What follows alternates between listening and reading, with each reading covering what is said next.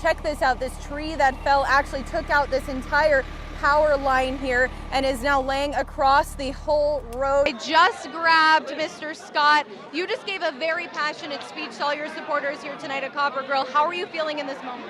But the eastbound lanes here, as you can see, are still completely blocked because of this fatal accident. I want to show you something over here. Actually, there's this little strip of grass, and I've watched that strip of grass shrink all morning long as the flooding continues to rise. Damage like here at the Miranda's Place apartments that's making people think that this was a tornado. Once again, not confirmed yet. This right here gives you a look at just how big this tree was that fell across MacArthur Drive, blocking the roadway and taking down power lines. That we know that 40 people were injured, 1 child was killed. The latest information we've gotten in is that Arkansas Children's Hospital says they have children who have come to ACH to receive treatment. There's some water pipes that have burst and are still spewing water even hours after this fire happened. Now, there were 6 agencies that responded. Down here, there's actually a pile of fire ants that have created an island out of themselves in survival mode.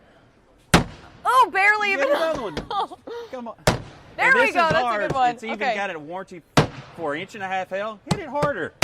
There you go. Oh, that's scary. 2. Look at you. You did it. That was really exciting. Absolutely. I'm sure my face showed how excited I just was that I was successful in opening a bottle of champagne. Olivia, our floor director, is applauding me. Thank you. Thank you. Here we go. By the way, mine's only 30 pounds. It's empty. His is completely full and over 100 pounds. There's nowhere for the water to go. Residents of the Willow Beach neighborhood have spent a week preparing for this historic flood. Right now we got about 4 houses that are in the water. John Santoro moved to Willow Beach in 2004 and says he's never seen anything like this. So this is the first time we've ever seen sandbagging out here, and it's the worst we've ever seen, and it's the worst a lot of the people that's lived out here from day one has ever seen. Yeah. Actually, you need to bring these. A couple miles down the road, volunteers at the Scott Fire Department fill sandbags. This while the Old River levee is at risk of breaching. With a 3-foot diameter hole under the levee and hoping that it don't blow out and make it worse. Scott Fire Chief Ron Meyer says several hundred acres of farmland next to the levee have already flooded. If it comes through, we've got a lot of homes in this area that will be affected that the levee is protecting right now. Authorities are putting out warnings to those near the levee to prepare to leave at a moment's notice. Prepare yourself for a quick leave if you need to, personal belongings and things of value to you. With homes already underwater in Scott, Chief Meyer says their focus is protecting whoever they can. I think everybody's a survivor, and we're just trying to do what we can to assure that no further damage happens to some of the other homes in here. So Santoro describes it as heartbreaking.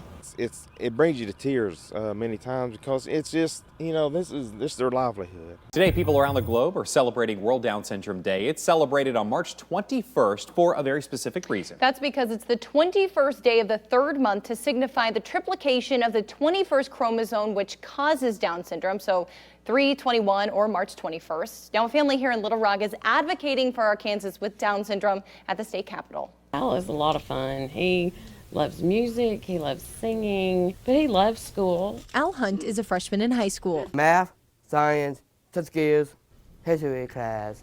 I loved everything. Just like any teenager. And Al has a message he wants to spread. I loved Down syndrome. But fitting in hasn't been easy over the years. Other kids mean to me, if I mean, no. Really upset me. It's a concept Al's parents, James and Deanne Hunt, have struggled with. Neighborhood kids don't knock on our door to ask Al to come play basketball. It's just not part of our life. But they have fought for inclusion. Deanne is the president of the Arkansas Down Syndrome Association, and James serves on the board. We work very hard to provide some no-cost or low-cost opportunities for our community members to be together in a space where they feel safe and included. Al is here today just to be recognized for his efforts. The Hunts have just presented a bill to the Arkansas Senate, all with the goal of challenging a stigma. The statutes previously written use the terminology mentally retarded. They want to change those statutes to use more inclusive phrases like intellectual or developmental disability. And all those in favor say aye. Aye. Opposed? Ayes have it. Resolution's adopted. There's so much more to these individuals, and their potential is so much greater. And we want to change the perception to where that is what people think of. It feels hopeful.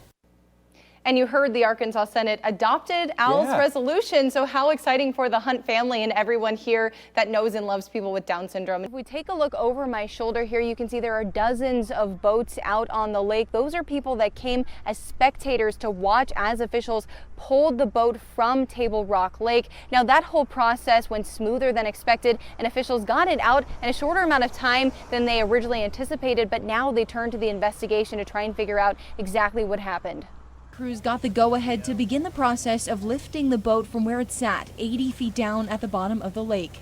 There was shock among those watching as the first glimpse when the boat broke the water surface was the fluorescent orange of life jackets that went unused as the ship went down. The regulations require that personal flotation devices be on board for all passengers, and the decision to don those PFDs is made as an operational decision for the captain on board.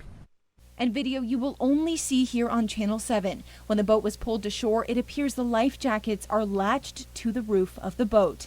The life jackets are now a major part of the investigation as authorities work to figure out if there was any criminal negligence. One of the focus of the investigation is to determine whether or not the operation and this particular voyage was conducted in accordance with the operational guidance and the operational manual for Ride the Ducks. The Coast Guard says they will take all the evidence collected as well as video, witness statements, and personal accounts of what happened and compile it all. The investigation will include all facets of the operation and everything that led to and was part of the marine casualties. The boat is now in the custody of the NTSB, who will take it to a secure facility for the remainder of the investigation. This is a story we will continue to follow, so stick with Channel 7.